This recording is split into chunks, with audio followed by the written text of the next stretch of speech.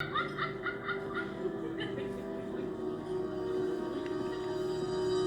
remember at 21st, on a cider with the George.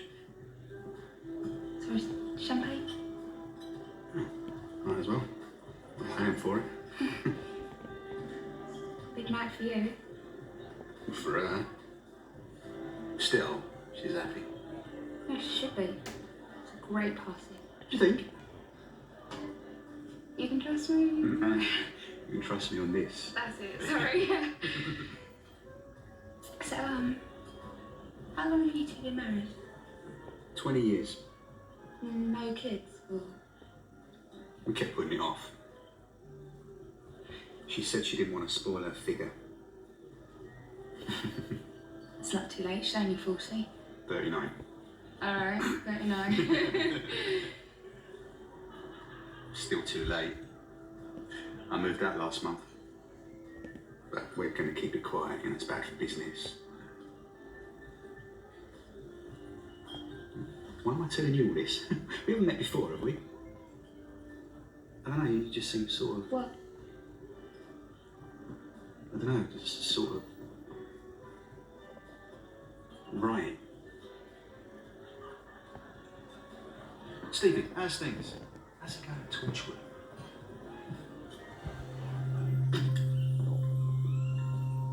I don't know what they're doing, but this seems to be the target. Big house, fair bit of money. Now we've got to find a way to get in there. I've identified the address. It belongs to Peter Tyler, the Vitex millionaire. Pete Tyler? He's listed as one of Lumic's henchmen, a traitor to the state. Oh.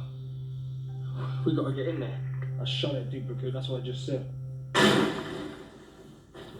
What are they doing?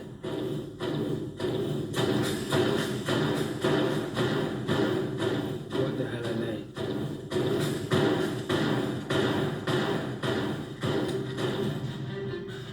The most precious thing on this earth is the human brain.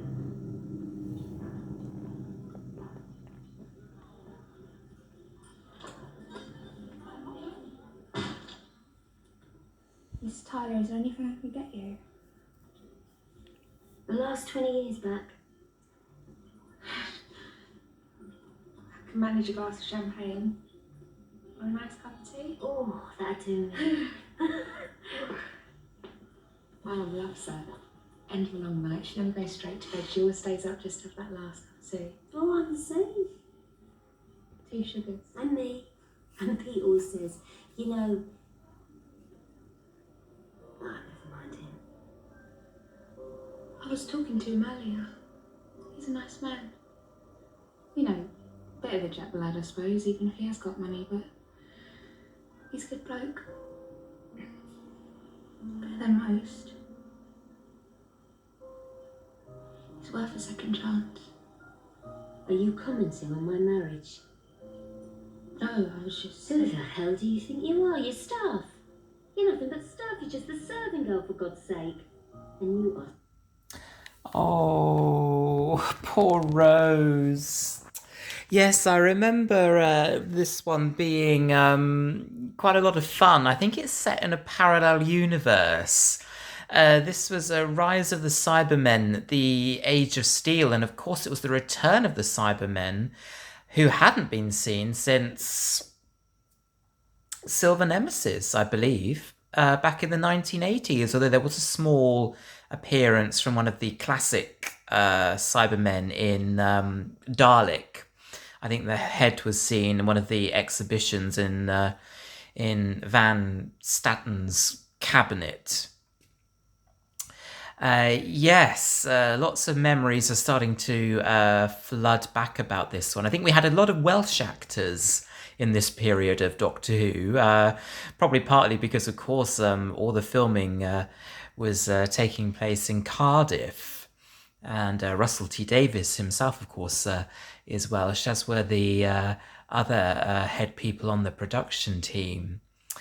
And we saw Noel Clarke there playing, I think, his parallel universe character of Ricky, not Mickey. Oh, it gets very confusing. I thought that was a lovely, touching scene between Rose and Jackie there. I thought the music was beautiful, actually. I sometimes find the music in this period to be quite sort of uh, over orchestralized, if that's a word. But I thought that was lovely, and that really hit the note really, really nicely. The Doctor looking very dashing in his bow tie. And talking of looking dashing, of course, that actor with Noel Clarke, I think was Andrew. I can't quite remember his last name, but very handsome. And I think he may have been a Blue Peter presenter or a children's television presenter. I can't quite remember what he was most famous for. Maybe something like Grange Hill. I can't remember. But anyway, very nice to see him in this. Yes, and I found the Cybermen, certainly the initial Cybermen of the new series, rather mechanical and sort of very clunky sounding. Not quite as maybe subtle as perhaps the previous Cybermen, the very sort of sexy Cybermen from the 1980s, the sort of the David Banks era. But yes, I think we certainly learn more about them as this story progresses.